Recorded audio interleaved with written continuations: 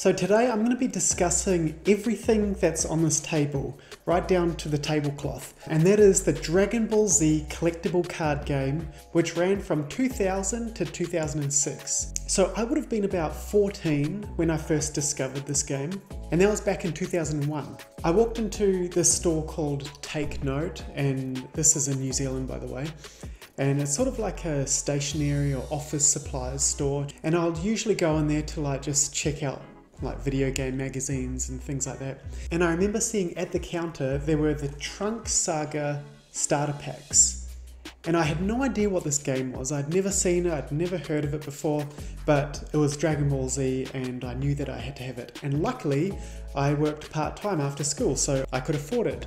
I eventually picked up the Saiyan Saga starter packs as well as the Cell Saga, a few booster packs, and I convinced my friend at school to play with me at lunchtimes, but I mostly just enjoyed collecting them.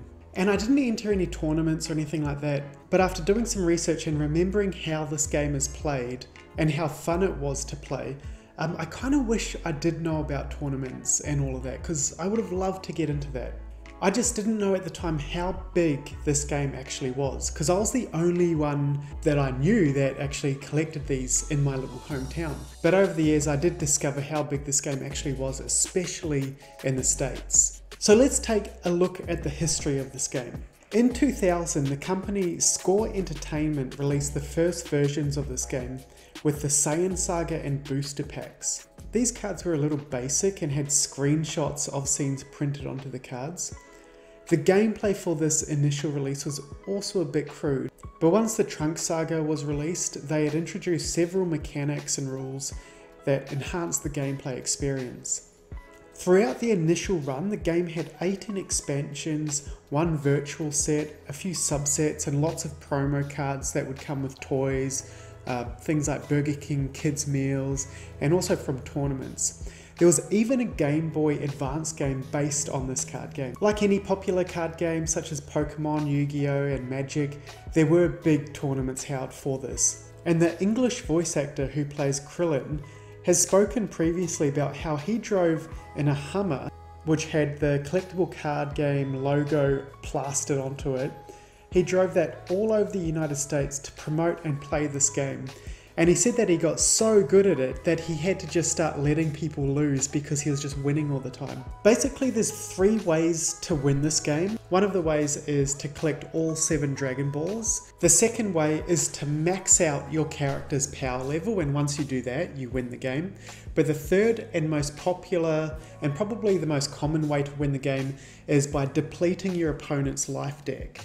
And you would do this typically by attacking the opponent's characters or using specific strategies to gain an advantage.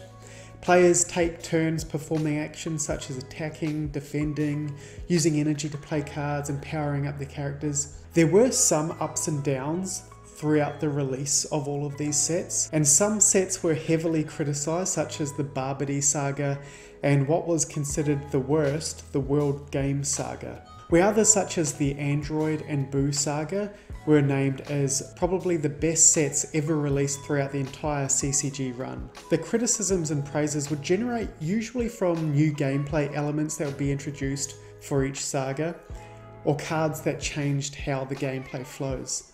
A remake of the original Score game was released in 2014 by Panini, who at that time purchased the rights to the game.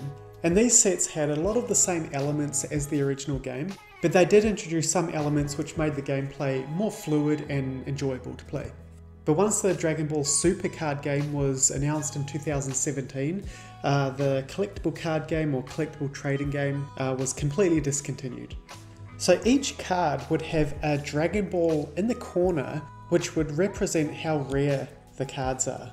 So the cards with 1 star would mean they're the most common ones to get. 2-star cards were a bit of a mixed bag. Some would be very easy to find in subsets, where some 2-star cards would be hard to track down, and some of them you could only obtain during official tournaments. 3-star cards were similar to the 1-star and could be found in the most conventional ways, but just a little bit more rare. 4-star cards were mostly found in the starter decks. 5-star cards, known as rare cards, you'll generally get 1 5-star card in a booster pack, give or take. 6-star cards, also known as ultra rare cards, were very hard to find. Sometimes you would go through several boxes of booster packs to get 1 6-star card.